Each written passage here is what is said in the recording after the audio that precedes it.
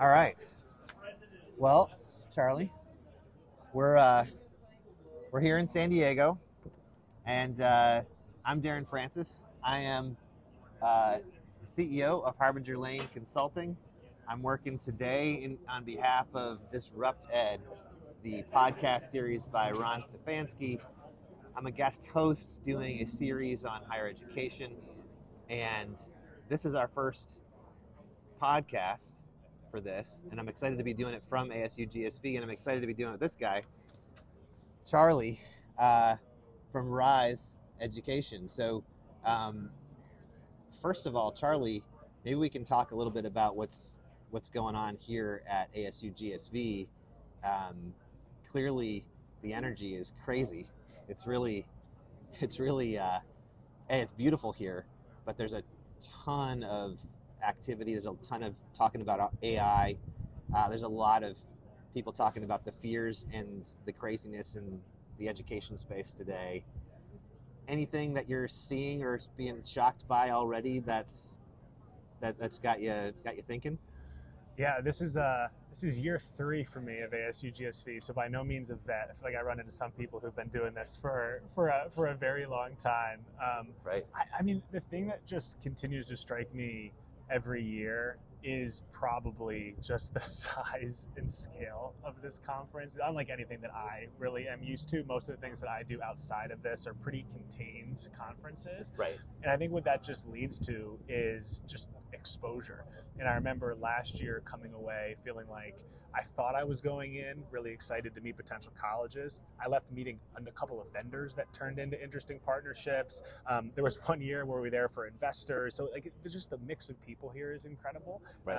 And so I think I'm excited for, honestly, the unexpected, the non-planned meetings, and seeing where that takes me. Yeah, no, that's awesome. That's really good. I think I'm an eternal optimist, and there's a lot of people in the higher education space that I speak to on a regular basis who, for good reason, are very down or upset or concerned about things going on, in the U.S. with regard to education. But I feel like when you get here, you land here in San Diego, and you're here with a bunch of other innovators. Everybody from the educators that you're talking to the vendors, everybody's thinking about what are we going to do to make things better, like for students, and helping people get jobs, and helping people complete their education. I mean, it's all centered on really good, positive things. It's a good vibe. I completely agree with that. It's actually interesting. There's a group here that we're sponsoring the Council of Independent Colleges. They're doing a breakfast, and they're asking me to think about a couple pieces of advice that I would give to the people who are attending the conference for the first time. And one of the things I thought about was find the optimists. And the reason I thought about that is a lot of the conferences I go, especially in the small college ecosystem, it's just like, oh, guess what? We're going to talk about the demographic cliff again. We're going to talk about all the things that are going to make life really, really hard.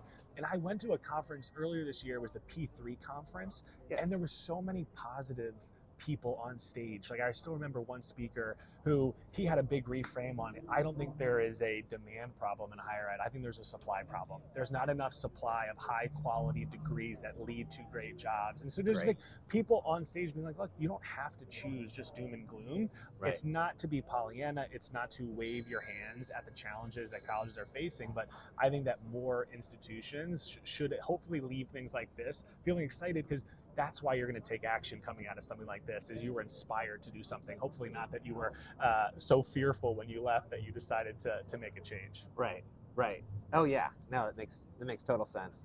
Well, look, let's back up. Let's talk a little bit. I want to talk about Rize Education.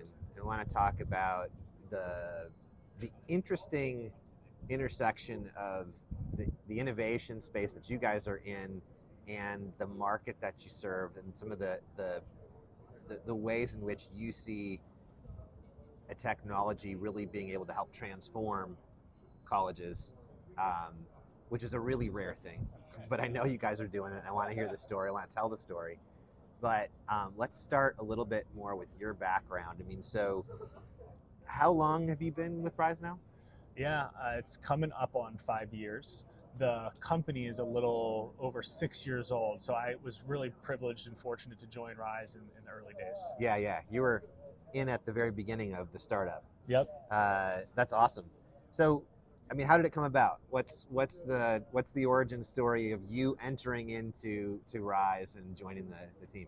Yeah, without being too long-winded, I knew the two co-founders of Rize from college, and beyond that, I actually sat in a cubicle with one of the co-founders my first job out of college. I ended Nice. up in real estate finance, and we sat in a cubicle together. And in those long nights working together, one of the things that he knew about me was I had this latent interest in education. There was this phenomenal class I took in college called Economics of Education. It was with this dynamic professor, Roland Fryer. I taught a little bit after school. I'd said, like, that's what I think I want to do. And then for some reason, I decided to go work in finance. And so I sort of kicked the can on that dream for a while. Right. And then 5 years later, this guy who I'm friends with, who sat in a cubicle with, he calls me and says, hey, I'm on Adrian College's campus in Adrian, Michigan, starting this business with Connor and a president who's out here. Would you want to join? And it was during the pandemic, and I was thinking, okay, what better time to think about like changes than right now? And so I finally felt like I actualized that long-standing interest. And the thing that really grabbed me about Rize, if I had to pick two things and why I joined and how I ended up there, one, the commitment from these two co-founders to go and say, we're outsiders, we need to go live on a college campus and actually learn the problems of these institutions. That said like a lot to me about how much they cared and how much they really wanted to know the problem and the people that they were going to work with. And then two, we'll talk about it a bit, but what I loved about Rize is that it focused on online education, but in the residential environment. And it felt very unique to me that they were approaching this problem of how do you think about online in an in-person environment? Because for me, that in-person experience was transformational. And so I loved that blending and how they were going about their mission and the value they were delivering. Right, right. Oh, that's awesome. I mean, the thing that strikes me about you guys, Rize, is so many companies start with an idea outside of education. This isn't a bad thing, but they don't come from within the space, and then they spend a long time trying to get what we call product market fit in the industry, right? They spend a long time trying to find the right, to dial in their product to really meet a problem that exists. And you guys literally kind of grew up from within the industry, you know, really, I think in partnership with Adrian College, if I understand right. So maybe tell a little more about, and I also understand there's a consortium model associated with this. So maybe talk a little bit about how, you know, maybe I'm assuming it was first Dr. Docking at Adrian College that kind of got the bug for working with you guys, but what was it like to sort of start from within the higher ed space, and what kind of momentum did you guys get from that kind of an origin story? Yeah, I alluded to it a little bit, but I'll try to tie these strands together succinctly. So I mentioned this unique co-founding team where you actually had a president of a college next to these two individuals who had finance backgrounds, no higher education background whatsoever. So like, how did these worlds come together? I would actually say it started with a different college president, a president named Michael Alexander from LaSalle University outside of Boston. Okay. He starts a consortium called the Lower Cost Models for Independent Colleges. This is the consortium. Okay, exactly. Dr. Docking is on that steering committee. So he's very much a part of that consortium, but this is a group of colleges who got together and said, look, reading the tea leaves, we need to do something about enrollment. We need to think about how we operate our models at a lower cost, not just for us, but ideally for students over time. And so they actually had this idea back in 2015, hey, wait a second, take a subject like certified financial planning. The CFP board literally mandates the 7 classes that you have to teach. They're the exact same, no matter where you are in the country. And so they said, wait a second, why are each of us building the same 7 classes? What if we shared these classes? We each want to start financial planning. So they had this amazing idea. Let's share curriculum as a means of actually starting new programs. But that idea just sort of stuck in its potential phase. Like, no one had the time to commit to actually building the system that was going to allow this to actually come to fruition. And so there were fits and starts. They weren't really able to figure out how to make it work. And President Docking meets these two guys through a different set of circumstances that could be its own podcast. And he says, hey, maybe sounds crazy, but if you guys are willing to move to Adrian, Michigan, we actually have this group of colleges trying to work together with a really great idea, but Right. no one has the time to figure it out. If you will come here, live here, and really work with us, I think there's something here, and you can set up a business to run at that problem. And so they come to Adrian with the seeds of an idea already in place. And in a lot of ways, they're like the water or the sweat, I would say, that sort of sprouted that original idea. And to sort of hit on your point, imagine them starting this company, sitting in New York, calling into presidents' offices. I'm not sure they would have booked a meeting. Right. Instead, you had a willing coalition of colleges to actually test the model, to provide real feedback, to get their teams involved, and to start to spread the word to adjacent colleges and markets. And so, like, there is no way this works if that insider-outsider dynamic did not exist. Right. Oh, it's beautiful. Now, I can also tell you, because I've worked, and I won't say in what context, I can also tell you that same model of getting lots of colleges to, quote, collaborate can often lead to stalemate, to a lot of basically people just can't eventually agree. I mean, but clearly at this point, I mean, fast forward since 2015 when they founded that till today, when you guys are in how many schools? 115. 115. Wow. So 115 colleges and universities are sharing courses that are making up specific programs so that you can deliver brand new programs across all these different institutions. So did you get any visibility into like what it took to get everybody sort of in alignment, or was there always an alignment in terms of the types of problems everybody's trying to solve? It's such a good question. I would say it was a real challenge to get alignment. In retrospect, I think in hindsight, there's like moments where I look back and I almost make things in my head easier than they were. But the reality is there was a number of challenges. One, online learning is the only way that you're going to tie colleges across the country together. And there was a real aversion to online learning on a lot of these campuses, especially small places feel like it's anathema to who they are and what they do. Yep. So there was that hill. There was the hill just of collaborating, what you were sort of mentioning on the stalemate, where no one can do it as good as we can. How do we know the quality? How do we know the rigor? How do we make sure that this meets the ethos and identity of our institution? So the thing that I think allowed those barriers to be chipped away at over time was the fact that you did have a good number of inside stakeholders who were willing to try and test. And then sort of every subsequent semester, the first semester that I was at Rize, there were 120 students total. There are 5,300 this semester. So it's totally different. Wow. And in between those 2 points, it was just sort of like a slow social proof of concept, more and more colleges getting on board. And I think critically, the quality was invested into from the beginning. And so we were able to continue to kind of build that momentum. But it was a lot of aligning curriculum committees, faculty senates, getting on campus and meeting people. It did not happen overnight. No, but it's such a remarkable success story. I mean, but it also, to me, it's a success because these colleges really kind of came together under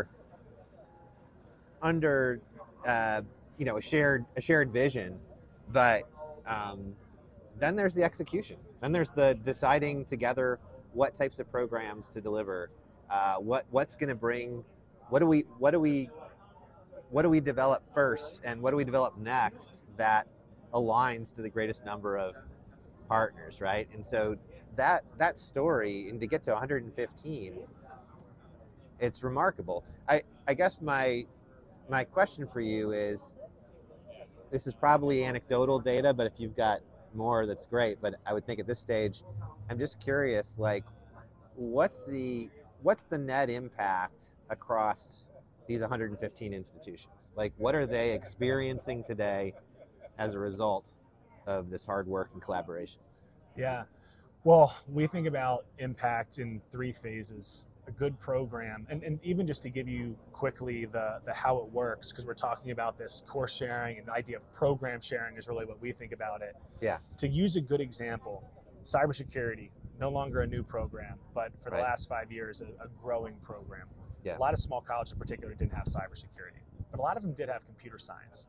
And so when we went out and we looked at what comprises a cybersecurity degree, a lot of times it's your liberal arts core, it's fundamentals in IT, in computer science, some programming, some business, and then 8 to 10 classes in cybersecurity. So the idea behind program sharing is a student out of the 40 courses, and they're call it, bachelor's degree, they're going to take 30 to 35 of them the same exact way through the existing catalog, and you're going to tap into this set of shared curriculum for those 5 to 10 cybersecurity classes. Okay. And so I think that's the reason that is so important is when we're talking about what does it mean to operate a shared program or to work through this consortium, the vast majority of instruction is staying in your catalog and you're selectively working outside for those specialized courses.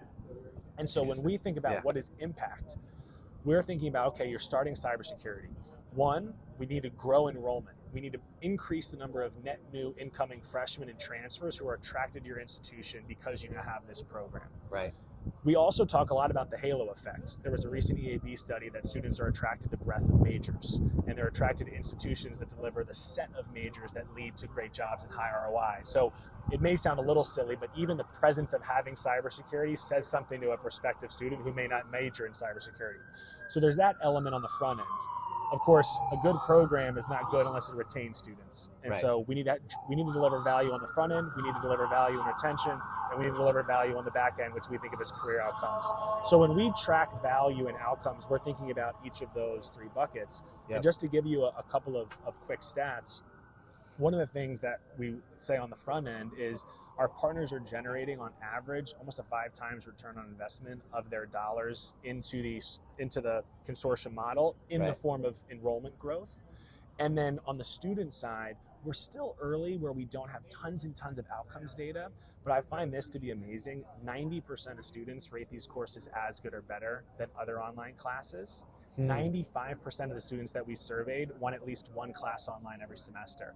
And so the outcomes that we're generating at these colleges are not just a hack to grow enrollment, but something that is really meeting student needs in terms of the types of things they want to study, the modality that they study in, and having a fantastic time while doing it. Right. Well, I mean, you're checking all the boxes for what makes a program successful, which I'm sure every institution that's going to buy into this needs to see, which is really great. I'm curious if there's any so you have enrollment, you have retention, completion, and then ultimately jobs, right? Yep. Like the end goal here is to try and get students ready for their careers. Have you been at this long enough at some of these institutions where you're seeing the impact all the way over on the career side, where this is actually helping students at a greater rate secure the types of roles that they want to get as a result? Yes, with a lot of work to be done. So we actually hired a couple of people to focus on careers in the last 12 months. And one of the first things that they've done is replicating that sort of first destination survey that a lot of colleges do, but trying to both collect that data from our colleges and do some of our own surveying. What it led to in the first iteration was a fairly low end. We only ended up with, frankly, like 50 to 60 observations, I think it was. But we found that relative to the average first destination incomes of students at the colleges surveyed, the students had higher incomes and higher placement rates through Rize. Now, again, the 50 people who responded, I always take these things with a grain of salt. They might have been your most motivated students.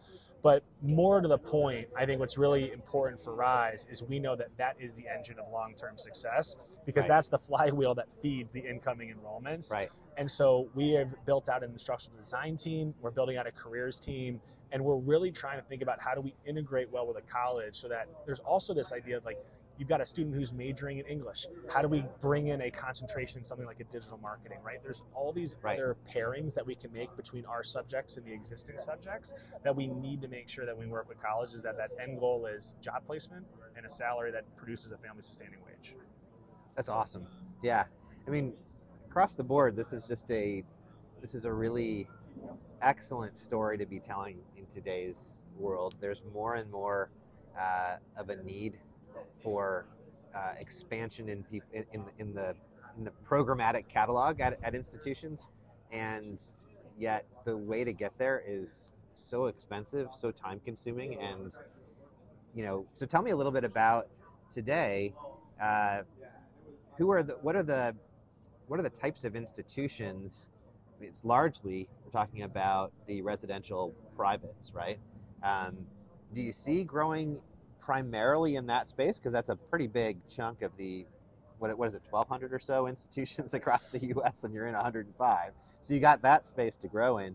Do you see a path into other parts of the higher ed market as well, or other areas from an expansion perspective? Yeah, the answer is yes, but patiently. One of the things that Sure. we talk about a lot at Rize is more startups die from indigestion than they do starvation, which is something that I heard at my last company, which is just you quickly start to like get eyes on other things and it gets you away from your core. And I think for us, one of the things that we know is what makes the shared network model so successful is small colleges who don't have the resources to do it all. And so while I see applications for our product in larger institutions, I know that it'll resonate the best in smaller colleges. But I'll give you a couple of ideas on expansion. One, because we started on Adrian College's campus, which is a very traditional residential college, we really focused on that traditional residential student. But there's a lot of colleges who have come to us saying, I'm trying to grow in the adult market, in the non-traditional market, in the graduate market. Right. And so I'll give you a great example. Whitworth University is a great new partner of ours in Spokane who is helping to reimagine their undergraduate business adult degree completion program through Rize, where they have a great core business program, but now they're using Rize to branch off into these different specializations. We're looking at graduate for the first time, where we just launched MBA specializations. Really? And so we're going to see us continue, I think, to move in these directions, but trying to do it in a really measured and thoughtful way. That's awesome. That's awesome. I mean, you at one point told me that, I mean, if we just focus on the residential side, Yeah. you said that you guys really see the future of residential being hybrid. So I think you're describing it already.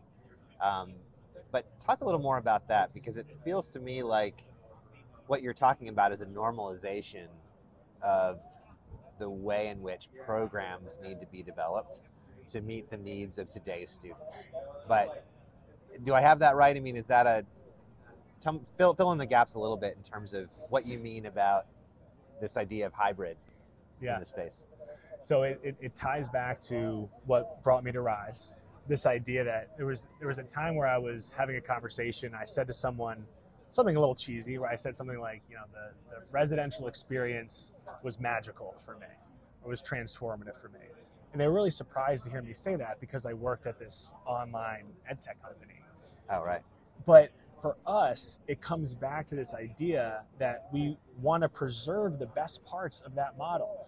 Going to campus, living in dorms, meeting best friends, faculty mentors, small seminars, playing on sports teams, like all of those things that make college so special, we think that those should continue to exist. Right. But if you're willing to collaborate with other institutions on 5 to 10 courses over 4 years, all of a sudden you can open up your academic catalog. You can operate much more efficiently. You can be more flexible and dynamic with how you align your programs to the labor market.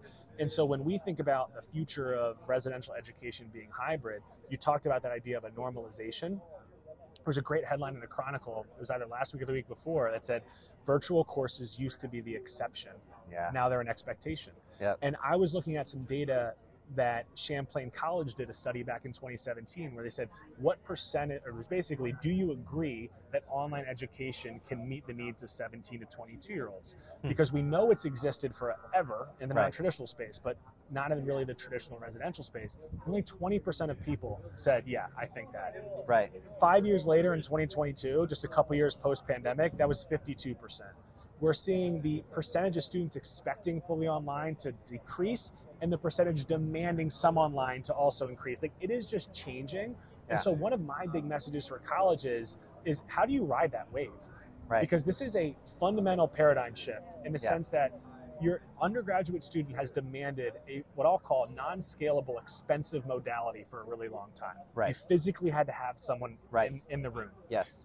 Now all of a sudden they're saying, you know what, I'm actually willing to doing some of it online, or actually I kind of prefer that. Right. If you think about that, all of a sudden colleges that are willing to collaborate, they get superpowers. Yeah. You totally open up your world to the types of instructors you can expose your students to the content you can expose students to, the subjects, and you can do it a lot more efficiently. I think it's a unique moment to be small, where you can mirror some of the strengths of big institutions who have these massive catalogs while preserving this intimate environment that they can't replicate. They can't follow you on that. So I just think institutions that look ahead and say, you know what, actually there's been a major change in the last 5 years, and if I actually position myself correctly, there's tailwinds here.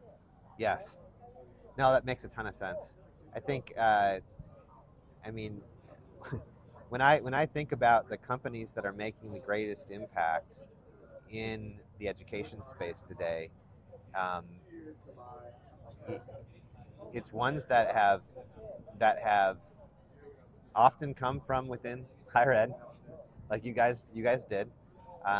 It's companies that have tied themselves to real measurable outcomes and ROI along the way, and you guys do that across the board, and you have the mindset to continue to do that. So I think that's to me that's the power behind Rize Education in my view, kind of looking at it from the outside. I'm excited about where this goes for you guys. I appreciate it. I mean, we're super excited. I think the ethos of that being founded from the inside was so important, and the way that we've really pushed ourselves to continue that is just to be eternally curious and to not think that we figured it out, and to continue to talking to partners and understand what are they looking for, what do they think is next, how do we balance being like, we spend so much time on this one little idea that I think can be really transformative, that yes, we have our place of educating people on where we think the world's going, but a lot of that's coming from just continuing to be really humble and curious and listening, and I think that started with founding this on a college campus. 100%. Well, this is a success story that is still being written, and I'm glad to know that you're a part of it. Love getting to know you and Kevin and the team over the years, and I wish you guys the best success. I'm glad I could be guest number one. This has been a ton of fun. That's right. The first one. I appreciate it, man. Awesome.